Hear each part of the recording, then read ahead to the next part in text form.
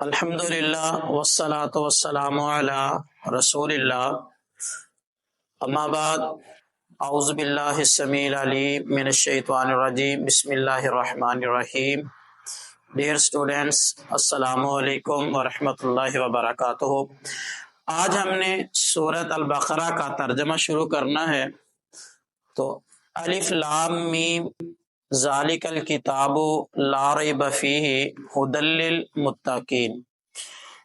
الف لام میم اللہ اعلم بمرادہ، اس کا یہ ترجمہ کیا جاتا ہے، یہ ہے کیا؟ سب سے پہلے ان حروف کو آپ دیکھیں گے قرآن مجید کی اکثر صورتوں کے شروع میں یہ الفاظ اس طرح کے آتے ہیں، جس طرح الف لام میم ہے، الف لام میم را، الف لام میم عین صاد قاف ہا یا عین صاد، اس طرح کے الفاظ، حامیم ہے۔ تو ان کو حروف مقطعات کہتے ہیں۔ مقطعات کا معنی کٹے ہوئے حروف، الگ الگ پڑھے جانے والے حروف۔ تو ان کو بالکل ہم الگ الگ کر کے الف الگ پڑھتے ہیں، لام الگ پڑھتے ہیں اور میم اس کو الگ پڑھتے ہیں۔ تو ان کا معنی کیا ہے کوئی نہیں جانتا۔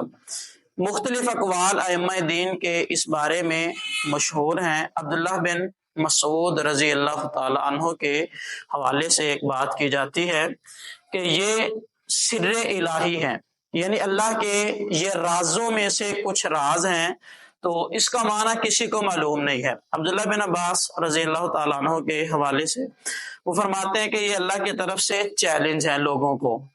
چیلنج کیوں ہے؟ کیونکہ عرب کے لوگ وہ یہ کہتے تھے کہ معاذ اللہ محمد رسول اللہ صلی اللہ علیہ وسلم قرآن مجید خود گھڑ کے لے آتے ہیں، کوئی ان کے پاس فرشتہ نہیں آتا، یہ اللہ کے کلام نہیں ہے بلکہ محمد رسول اللہ خود اس کو گھاڑ کے لے آتے ہیں۔ تو پھر اللہ نے، چونکہ وہ صاحب عرب جو تھے، صاحب عربی تھے، ان کی زبان عربی تھی، تو اللہ نے اس طرح کے کچھ الفاظ نازل کیے کہ اگر محمد رسول اللہ صلی اللہ علیہ وسلم ان کو خود گھاڑ کے لے آتے ہیں تو پھر آپ، جو کہ آپ کی زبان بھی عربی ہے، اس کا معنی بتا دو۔ تو یہ ان کے لیے بھی اور قیامت تک کے لوگوں کے لیے یہ چیلنج ہے کہ ان کا معنی کوئی بتا دے، تو آج تک لوگ اس کا معنی کرنے سے قاصر ہیں۔ ذالک الکتاب لا ریب فیہ ھدی للمتقین۔ ذالک الکتاب، یہ کامل کتاب، یہ الکتاب کا الف لام جو ہے اس کا معنی ہم کامل کریں گے۔ یہ کامل کتاب لا ریب فیہ، کوئی شک نہیں ہے اس میں، ھدی للمتقین، پرہیزگاروں کے لیے، بچنے والوں کے لیے، متقین کے لیے یہ سراسر ہدایت ہے۔ اب یہ کتاب قرآن مجید، اس میں کسی قسم کا کوئی شک کا شبہ بھی نہیں ہو سکتا، کوئی گنجائش ہی نہیں ہے، اور متقین کے لیے سراسر یہ ہدایت ہے۔ تو کیا یہ قرآن مجید کفار کے لیے ہدایت نہیں ہے؟ تو یہ ایک سوال پیدا ہوتا ہے۔ تو ھدی للمتقین، ہدایت دو طرح کی ہوتی ہے۔ ایک ہدایت وہ ہے کہ جو بندے کو ہدایت کا معنی راستہ دکھانا، ایک ہدایت وہ ہے کہ جس کو اپنانے کے بعد بندہ منزل تک پہنچتا ہے۔ تو قرآن مجید منزل تک پہنچانے کے لیے یہ صرف اور صرف مومنین کے لیے، کہ جو بھی اس ہدایت کو اپنائیں گے وہ جنت میں پہنچ جائیں گے، اور کفار اگر اس کے اوپر غور و فکر کریں گے، اس کو مانیں گے، ان کے لیے یہ رہنمائی کا راستہ ہے، یہ اللہ تک پہنچنے کی رہنمائی فرماتا ہے۔ یہ ہے ھدی للمتقین، بچنے والوں کے لیے یہ سراسر ہدایت ہے۔ اسی طرح الذین یؤمنون بالغیب ویقیمون الصلاۃ ومما رزقناہم ینفقون۔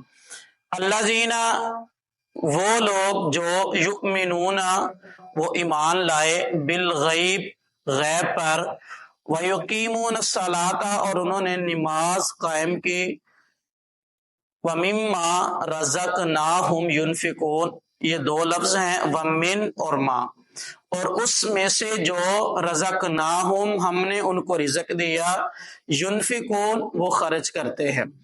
الذین یؤمنون بالغیب ویقیمون الصلاۃ ومما رزقناہم ینفقون، وہ لوگ جو غیب پر ایمان لائے، نماز کو قائم کیا، جو ہم نے ان کو دیا اس میں سے انہوں نے خرچ کیا۔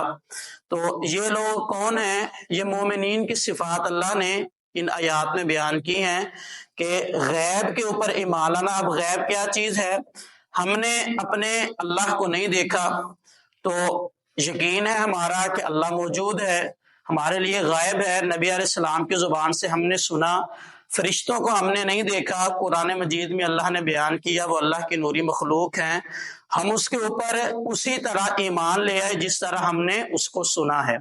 تو یہ غیب کے اوپر ایمان لانا، آخرت کے جتنے بھی احوال ہیں ہم ان کو جانتے نہیں ہیں، لیکن جیسے نبی علیہ السلام سے سنا فوراً ہم ویسے اس کے اوپر ایمان لے آئے، تو یہ غیب کے اوپر ایمان ہے۔ وَيُقِيمُونَ الصَّلَاةَ، اور نماز کو قائم کرنا، اللہ کا حکم مان کر 5 وقت ایک دن میں نماز پڑھنا، تو یہ نماز کو قائم کرنا ہے۔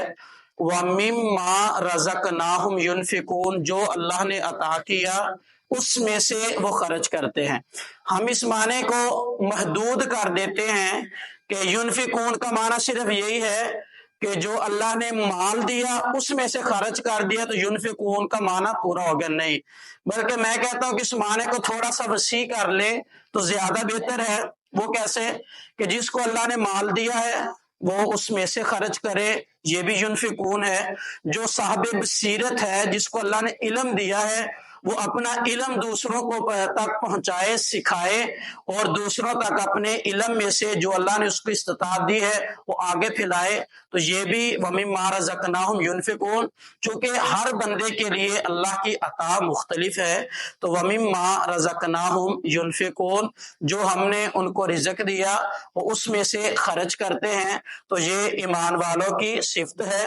اسی طرح وَالَّذِينَ يُؤْمِنُونَ بِمَا أُنزِلَ إِلَيْكَ وَمَا أُنزِلَ مِن قَبْلِكَ وَبِالْآخِرَةِ هُمْ يُوقِنُونَ۔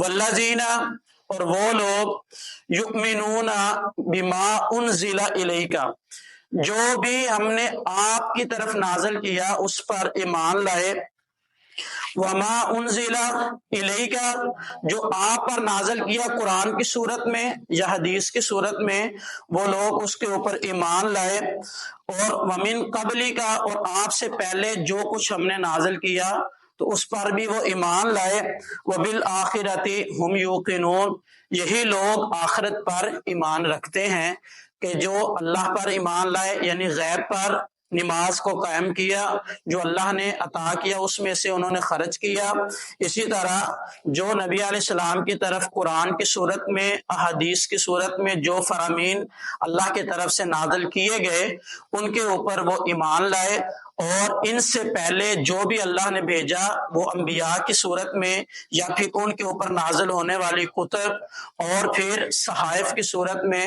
تو اس کے اوپر وہ ایمان لاتے ہیں کہ یہ بالکل حق اور سچ تھے، اللہ کی طرف سے منظم من اللہ ہیں، اس چیز کو بھی وہ تسلیم کرتے ہیں۔ قرآن کہتا ہے کہ وَهُمْ بِالْآخِرَةِ هُمْ يُوقِنُونَ، یہی لوگ آخرت پر ایمان لانے والے ہیں۔